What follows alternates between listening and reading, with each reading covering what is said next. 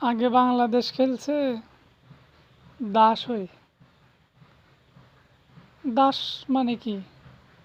অন্যের অধীনে থেকে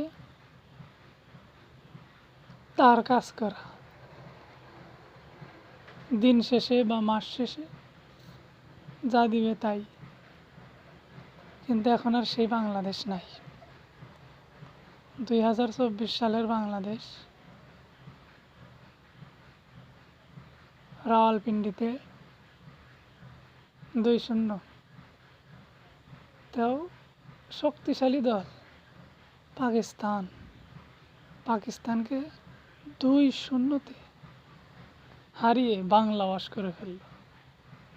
এরপরের মিশন ভারত।